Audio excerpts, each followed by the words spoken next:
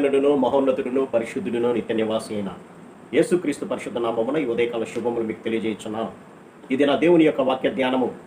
యేసుక్రీస్తు ప్రభుల వారికి కలిగినటువంటి మరొక పేరు ఓదార్చువాడు. యెషయా గ్రంథము 51వ అధ్యాయము 12వ వచనంలో చూస్తే, నేనే మిమ్మల్ని ఓదార్చువాడను అని అంటాడు. ఓదార్పు ఎవరికి అవసరమవుతుంది అని కనుక ఆలోచన చేస్తే, బాధల్లో ఉన్నవారికి, శ్రమల్లో ఉన్నవారికి, దుఃఖంలో ఉన్నవారికి, ఆ దుఃఖం నుంచి, వేదన నుంచి, శ్రమ నుంచి ఉపశమనము కావాలి అని అంటే వారికి ఓదార్పు కావాలి పిల్లలు. ఆ ఓదార్పు ఇచ్చేటువంటి వాడను నేనే అని అంటాడు ప్రభు.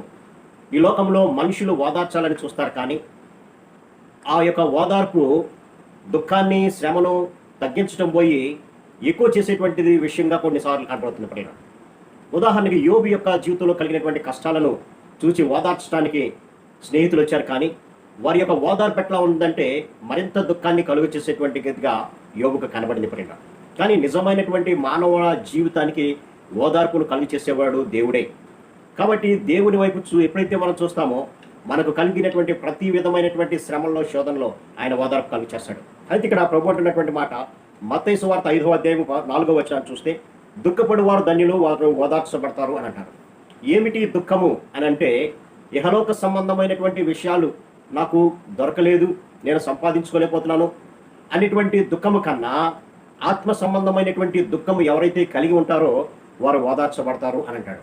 అంటే ఇహలోక సంబంధమైనటువంటి శ్రమలను కూడా ఓదార్చేవాడు దేవుడే ప్రియులారా. ఎందుకంటే హన్నా దేవుని సన్నిధిలో చేరి, అయ్యా నా దుఃఖము చెప్పనలవి కానంత ఉంది, సంతానము లేకపోవడం బట్టి నాకు ఓదార్చన్నప్పుడు ఒక గొప్ప ప్రవక్త అయినటువంటి సమూయేలుని ప్రభు ఇచ్చాడు ప్రియులారా.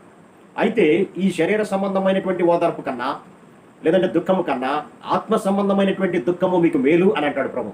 అందుకని ఇక్కడ దుఃఖపడవారు ధన్యులు, వారు ఓదార్చబడతారు. మనము దుఃఖాలు ప్రతిసారి పొందాలని ప్రభు కోరుకోవట్లేదు, కానీ ఆత్మ సంబంధమైనటువంటి దుఃఖము మీరు పొందండి, మీరు ఓదార్చబడతారు అంటాడు. అందుకనే కొరింథీయులకు రాసిన 2వ పత్రిక 7వ అధ్యాయం 10వ వచనాన్ని చూస్తే, దైవ చిత్తానుసారమైనటువంటి దుఃఖము రక్షణార్థమైనటువంటి మారు మనసు కలుగ చేయును, ఈ మారు మనసు దుఃఖాన్ని పుట్టించదు, అయితే లోక సంబంధమైనటువంటి దుఃఖము మరణాన్ని కలుగు చేస్తుంది అని అంటాడు. అవును ప్రియులారా, దైవ చిత్తానుసారమైనటువంటి దుఃఖం అనగా మన యొక్క వ్యక్తిగత జీవితాన్ని మనం ఒకసారి పరిశీలన చేస్తే మనమందరం కూడా పాపులమే ప్రియులారా.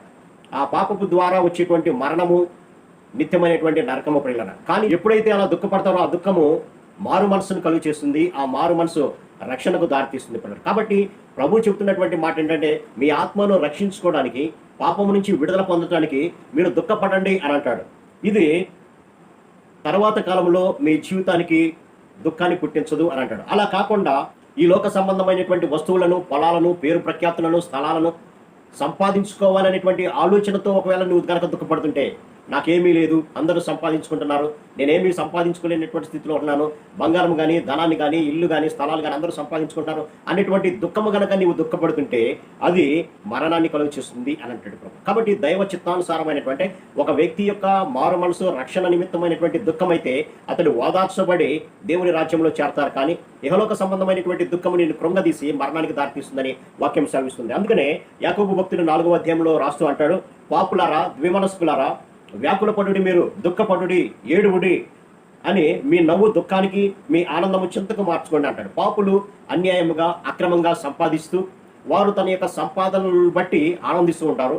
వారు అన్యాయమైనటువంటి దోపిడీ చేసిన దాన్ని బట్టి వారు ఆనందపడతారు. అయితే ఎప్పుడైతే మీరు దానికి సంబంధించినటువంటి మారు మనసు పొంది మీ యొక్క దుఃఖానికి మార్చుకుంటారో, అనగా మీ నవ్వుని కానీ, మీ ఆనందానికి కానీ దుఃఖానికి, చింతకి మార్చుకుంటారో, అప్పుడు మీరు రక్షించబడతారని వాక్యం సెలవిస్తుంది. కాబట్టి మన యొక్క జీవితాలను పరిశీలన చేసుకుందాం. దేని గురించి మనం చింతిస్తున్నాం, దేని గురించి మనం బాధపడుతున్నాం, దేని గురించి మనం వేదన పడుతున్నాం. నీ ఆత్మ సంబంధమైనటువంటి దుఃఖం అయితే అది రక్షణకు దారితీస్తుంది పిల్లరా.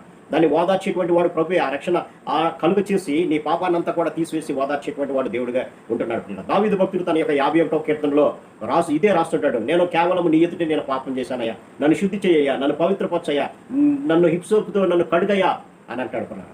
ఆ ప్రార్థనే అతను క్షమించబడినట్లుగా చేసినట్టుగా వాక్యం సాగిస్తుంది. ఎంతగా దుఃఖపడ్డాడు అని అంటే, కేవలం నీ ఎదుటే నేను పాపం చేశాను, నీ రక్షణానందము నాలోంచి తీసివేయకు, నూతనంగా మరలా నాకు పుట్టించని దేవుని సన్నిధిలో గోజాడబట్టే దేవుని యొక్క హృదయానుసారుడిగా దావీదు చెప్పబడ్డాడు. కాబట్టి మన యొక్క దుఃఖము దేనికి సంబంధించింది?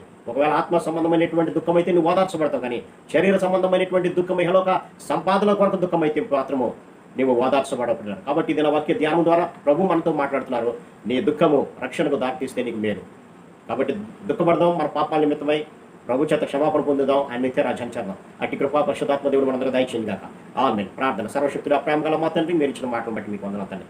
ఈ లోకంలో మా బంధుమిత్రులు, స్నేహితులు, రక్త సంబంధాలు ఎంతోమంది ఉన్నా నాయనా వారు ఓదార్చలేరు, కానీ శాశ్వతమైనటువంటి ఓదార్పు, నిత్యమైనటువంటి ఓదార్పు మీ వల్లనే సాధ్యపడుతుందనే సత్యాన్ని మేము గమనించి ఈ లోక సంబంధమైనటువంటి వాటి గురించి మేము దుఃఖపడకుండా మా ఆత్మల రక్షణాత్మై మీ సన్నిధిలో దుఃఖపడి మీ ద్వారా ఓదార్చబడి మీరు నిత్య రాజ్యంలో చేరే భాగ్యం ప్రతిబిడగా దయచేయమని యేసు నామములో అడిగి పెట్టుకుంటున్నాం తండ్రి. ఆమేన్. God bless you.